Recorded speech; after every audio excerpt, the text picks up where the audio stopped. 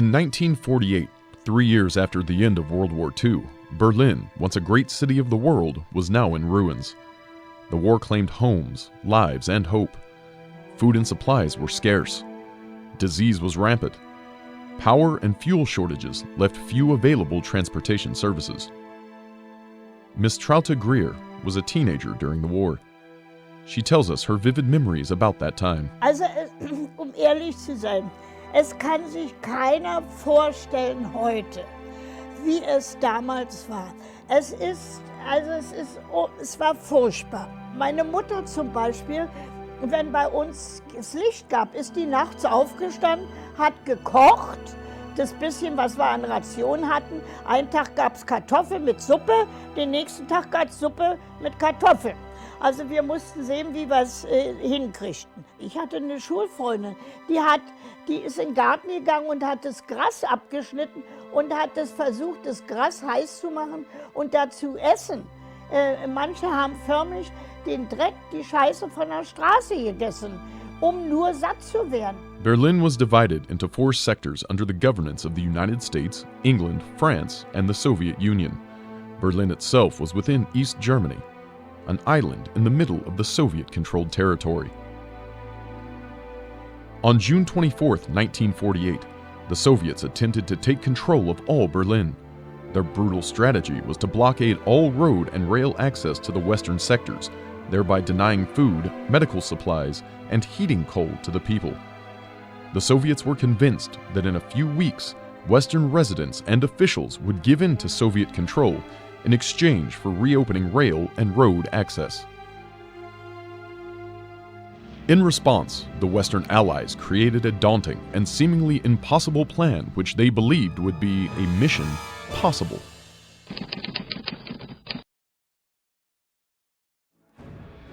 On June 27, 1948, the airlift began.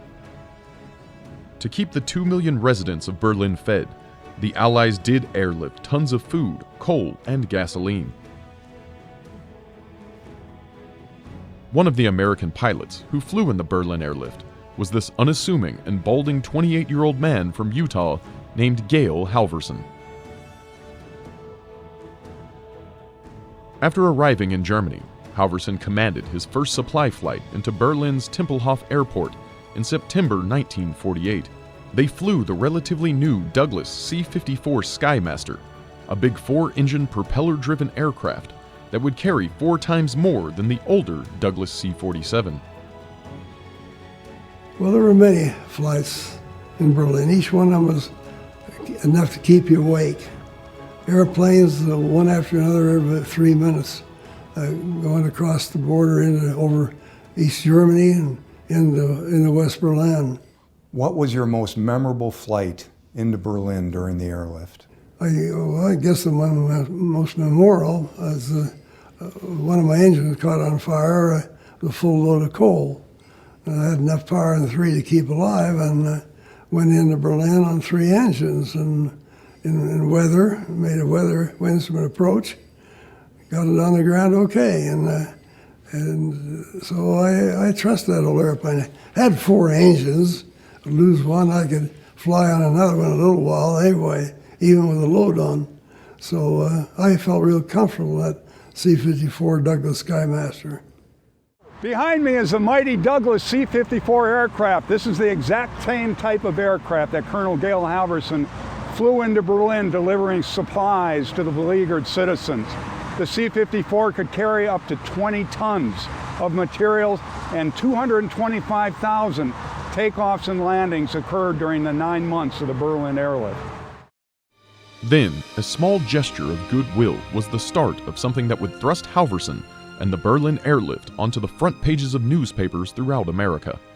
He told that on his next flight, his crew would drop candy from his airplane. A child asked, "How will we know which airplane is yours?" I said, when I approach and you have to come over the field first, as I come to land, I'll wiggle the wings, that big 4-engine airplane. When you see those wings wiggle, that's got the stuff. Just watch that airplane. Dann wussten sie, dass das Gail war und dadurch haben die sich schon so alle posiert, die Kinder, dass sie wussten, wo was runterkommt. And I came back the next day, had a lot of parachutes, hanks of parachutes tied to candy bars. I came around the final approach and just came over their heads, and the crew chief was in the back. I gave him the signal, rang the buzzer, he popped them out. The kid says that the freedom was more important than flour. And wow, when they make that statement, these kids, some of them were dressed in ragged clothes, but clean. And the children were so instructive that they were the reason that I decided. I reached my pocket and all I had was 2 sticks of gum. I said, holy cow, this won't go very far, but broke in half. Gave half to 4 kids, and boy, the others gathered around and said, come back tomorrow and I'll drop enough for all of you. As news of the operation reached the United States, children and candy makers from all over the U.S. began sending candy. Children all over Berlin had chocolate. They named Halvorsen Uncle Wiggly Wings and the Chocolate Uncle.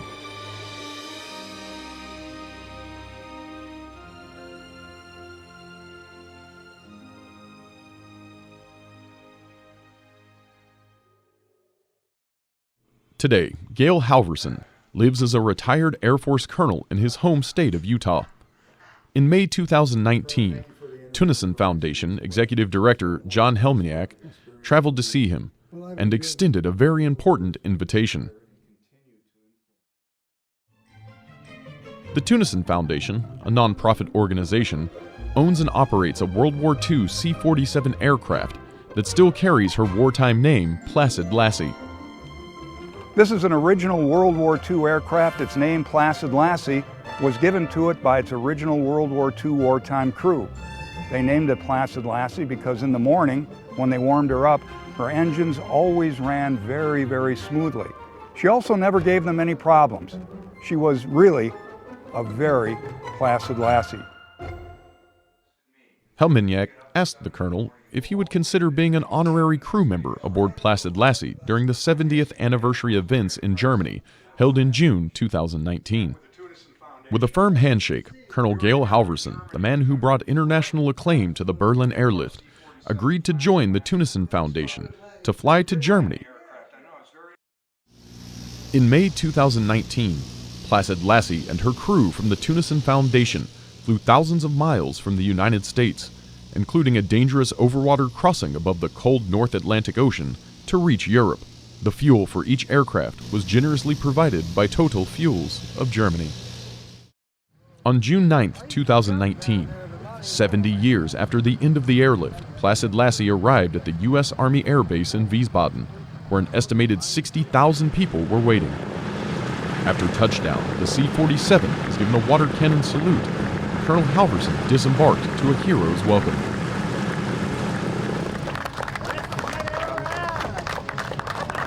For the crew of Placid Lassie, flying with the Candy Bomber as an honorary crew member brings similar emotions, although for very different reasons. The opportunity to meet him and fly with him and fly an airplane he flew was amazing. The significance of what he did back in 1949 and the uniqueness of being able to be on the airplane with him and actually be flying him in. Well, when I first seen him, I thought, wow, here is a real hero. There is the real McCoy. There's no words to describe what was going through our heads knowing that Mr. Halvorsen was in the back of the aircraft while we were trying to recreate what he had accomplished 70 years ago. It's just amazing. What an honor it was to bring this honored individual here that meant so much not only to the U.S. military, but to all America as he presented this heartfelt event by dropping the candy to the children going into Berlin. What a simple American thought that was. On that day at the Wiesbaden Airbase, an extraordinary event was about to happen. Placid Lassie was loaded with about 1,000 parachutes and candy, both donated by Jelly Belly Candy Company in Fairfield, California. Then, Tunison Foundation Board Chairman and Chief Pilot Eric Zipkin invites Colonel Halvorsen into the cockpit. As a highlight, Colonel Halvorsen himself took the pilot seat, flying over the airport, dropping candy on a parachute, just like in 1948 and 1949.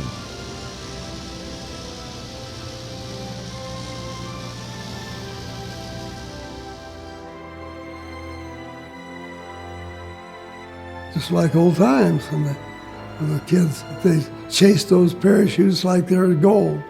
And then we'd drop them and then turn a little bit and look back, and kids just breaking their neck, shaking the parachute. With Zipkin flying co-pilot, Halvorsen flies the historic C-47 straight and level, makes turns, descents, and eventually lands. Throughout every maneuver, Zipkin never touches the controls. He flew extraordinarily well. It was very clear that he had a lot more experience in the DC-3 than I do, and that was he was very timid at the outset, and then kind of got right into it, to the point where he flew the approach and actually landed the aircraft. I learned to fly before the war, and I got a flight scholarship. Raised on a farm, had plenty to eat and lots of love, and didn't know I needed any more, except the war coming in. I got a flight scholarship to get a private pilot license, and loved getting off the ground, breaking ground, being free to maneuver. So it was in my blood, and I enjoyed that. Enjoyed flying, even though it was in those restricted circumstances. After landing, the candy bomber signs the inside of the cargo door of the C-47 with the salutation, "To the crew of Placid Lassie." A few days later, Colonel Halvorsen returned to Tempelhof Airport in Berlin, the German capital city. Here, in 1948, while speaking to children behind a barbed wire fence, his idea of a candy drop to Berlin's children began. The ground control approach person still hear their voice. You're on the glide path, you're on the center line, maintain your current rate of descent. You have a half mile to go. You should break out at 200 feet and half mile visibility. And that was all we needed. And oftentimes we landed with less than that because we didn't want to take the load back to West Germany. Behind me, adjacent to Frankfurt International Airport, is the memorial to the Berlin Airlift. The three pillars that you see reaching into the sky represent the three different air corridors, each of which Colonel Halvorsen flew into the city. At the base of the monument are the inscriptions of the American airmen who perished during their service during the Berlin Airlift.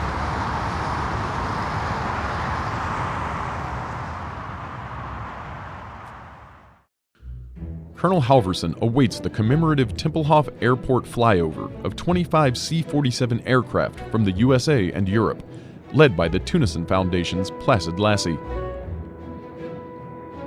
The colonel salutes.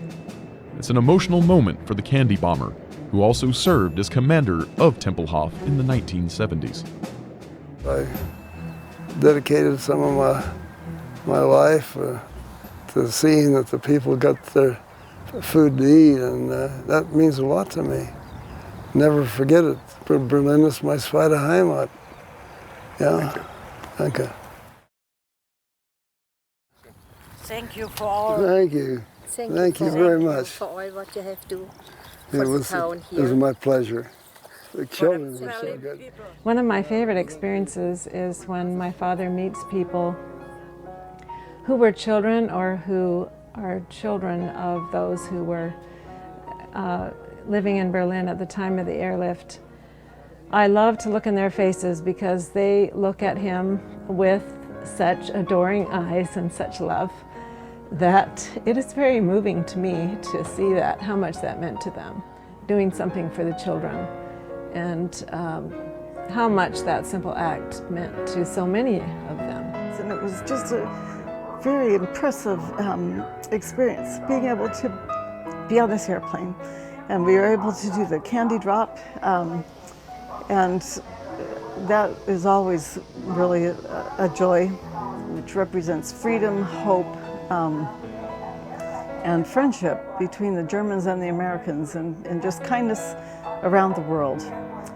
You just don't give up, and when things don't go your way, you don't quit, you don't sulk, you don't go as an introvert, but that you always are positive and you always believe in yourself, and that you work hard in whatever you do.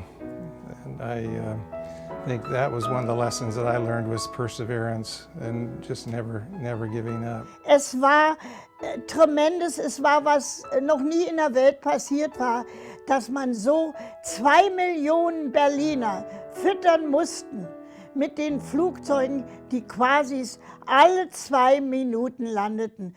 Und es war für die Soldaten, für die Flieger ein sehr schwerer Job. Aber wir haben das alles geschätzt und aus Feinden wurden Freunde. Also wir liebten sie abgöttisch mit ihrer Luftbrücke, kann man nur sagen. To feed the former enemy that tried to shot down my buddy. I knew it wasn't the individual that was involved, it was Hitler, and so it wasn't difficult to know that these 2.5 million people were salvageable souls, and whatever it took to fly, we were ready to do it.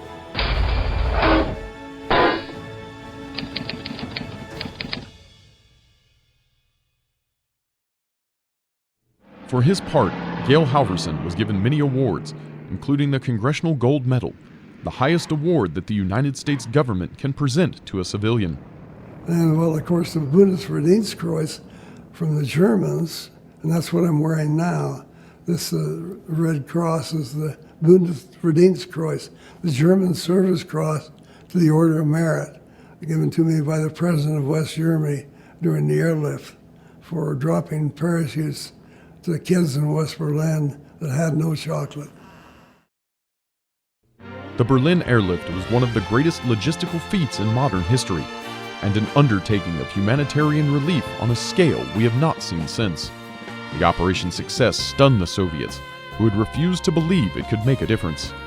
The blockade was lifted 1 minute after midnight on May 12, 1949.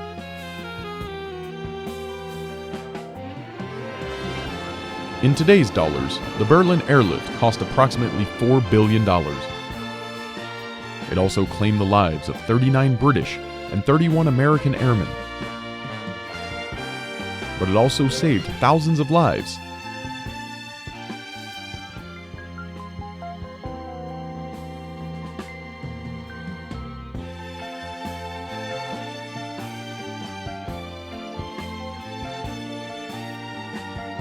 And despite the accolades, the global fame, Uncle Wiggly Wings is still a down-to-earth farm boy from Utah.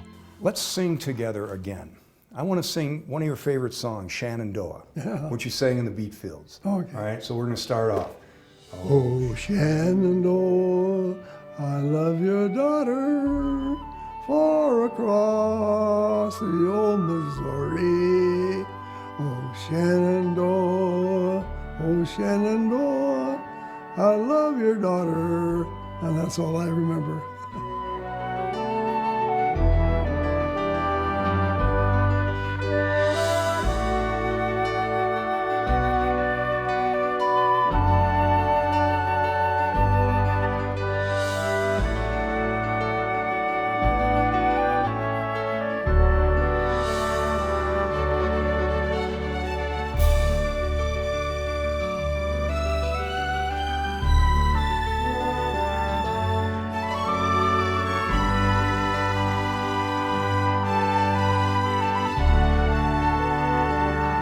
Well, the Tunison Foundation were great supporters and hosts of me, so I'm delighted to have them as a support agency and get me back.